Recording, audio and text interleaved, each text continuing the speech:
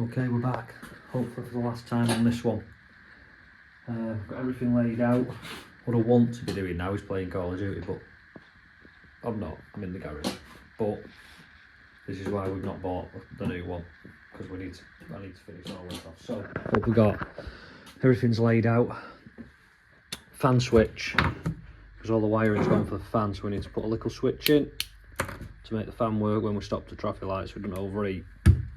Brake fluid, strip, clean the front brake, new fluid, done. Rear wheel needs to go on, brand new tyre, and all that back on.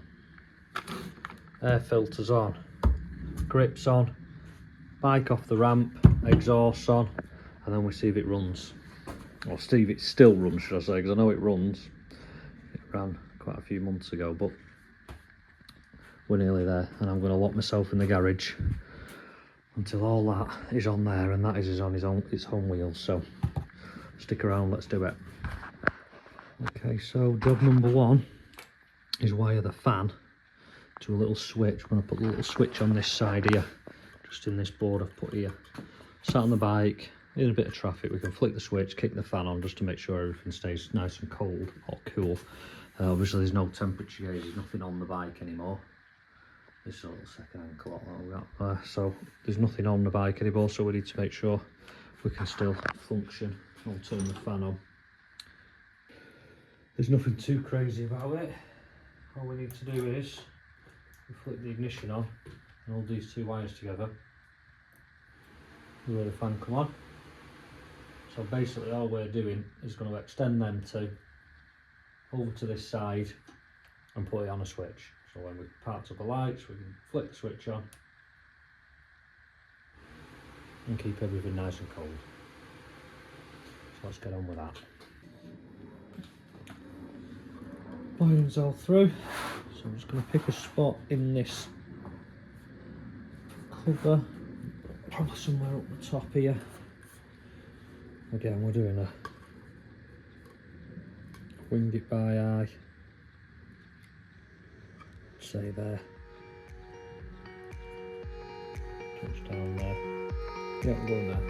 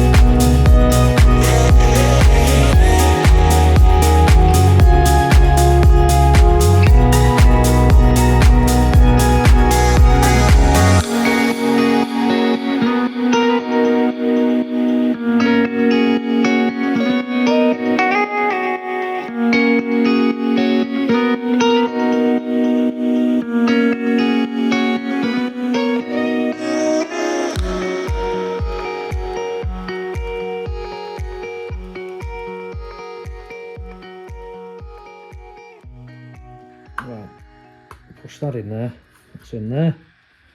I can be sat on the bike, kick the fan off, turn it off. Perfect. Another job done.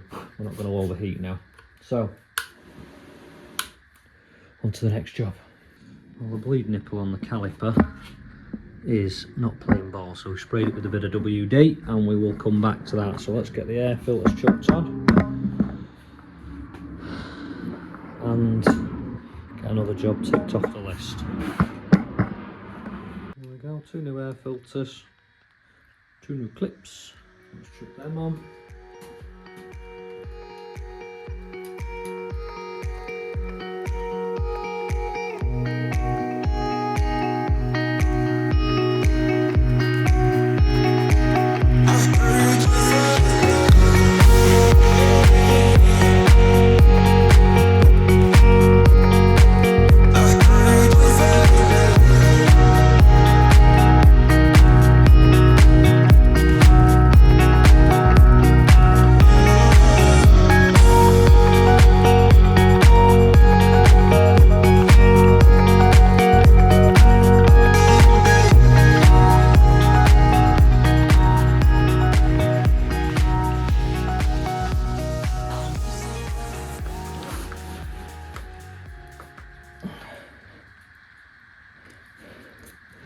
Right, filters run. What next? I'll test that bleed nipple and then I think we'll take the back wheel, put the back wheel on. Right, time for the rear wheel. And we'll just put all the drive belt back on and everything. Oh, this thing is a pig to get on. With two people, so trying to get it on my own is going to be a bit of a challenge, but we need to get it on, so here we go. This one's going to take a time lapse because we're going to be here a while. Right, what I've done is lowered the bike down to the floor because I've not got anybody to hold the wheel up, so we're going to do it as close to the floor as we can, and that way we should be able to get it all in on the old. So, move that into position, and put the drive belt round.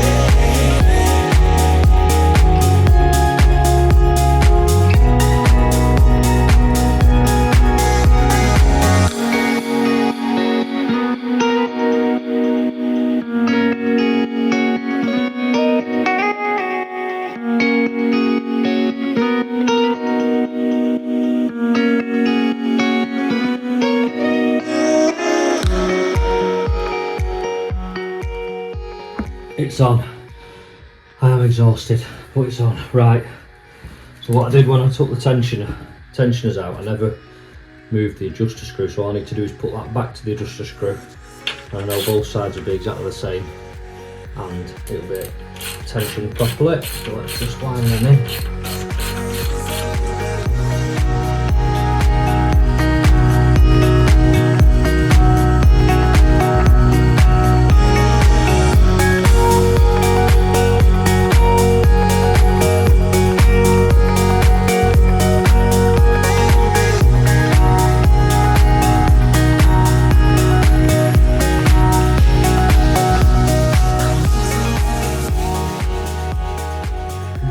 Tighten that up now.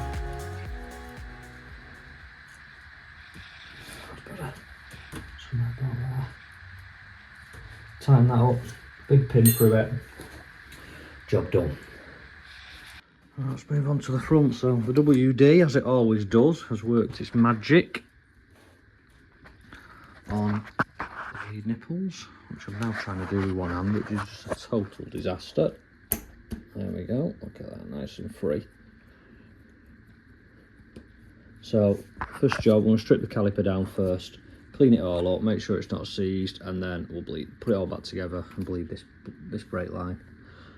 And then that'll be another job done.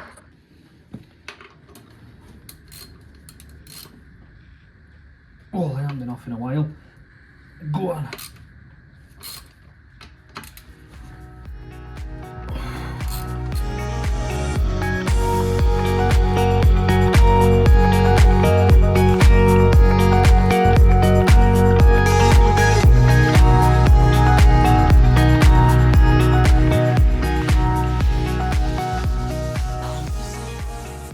Right, caliper, pistons pushed back, clean inside there where the sliders go. These are the sliders that obviously that moves in and out as the caliper moves, and that ain't gonna do a lot of moving, so I'm going to clean that up now and then put some grease on it and we'll report back in a minute. So sliders all cleaned and greased, looking a lot better than they were, so we'll chuck that in the caliper now. And so It's back on there. The calipers back together. And locate the sliders there moving nice and freely now. Perfect. Right, put the rubber boots on. And just build the caliper back up.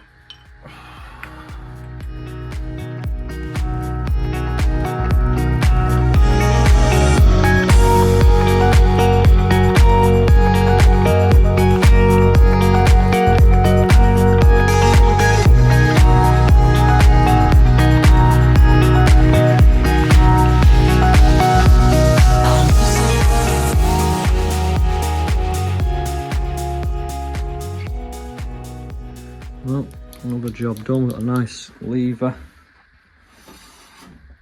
Look at us.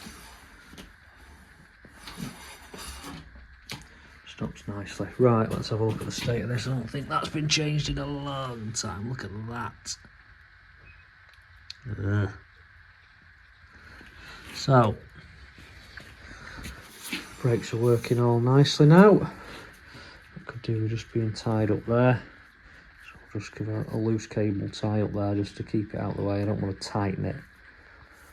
Just keep it off the tyre. And then I think it can come off the ramp then. Come off the ramp, grips on, exhaust on, and then I can go in. You've probably heard about enough of me going on with myself now, so I'm going to chuck you on a time lapse, finish it off.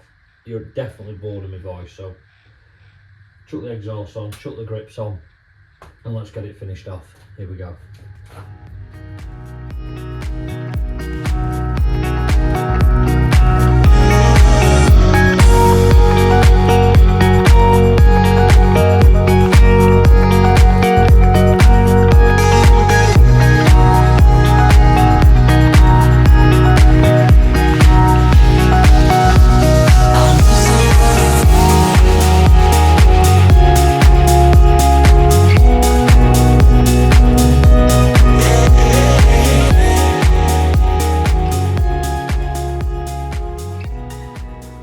There it is. And then the grips are so nice. Grips are on. Right, well, it's time for a test ride. Let's see if we've got to see if it fires up, which is definitely not going to happen now because it's 10:30 at night, so we don't want to see how loud it is now. Not when there's two kids in bed. So, I will come back. And next clip is going to be, is it running or not? Right, well, I've rushed home from dinner. On my dinner from work, so I got too excited. So what we're going to do is see if it starts. So fuel on, first job, fuel on, put a bit of choke on, key on.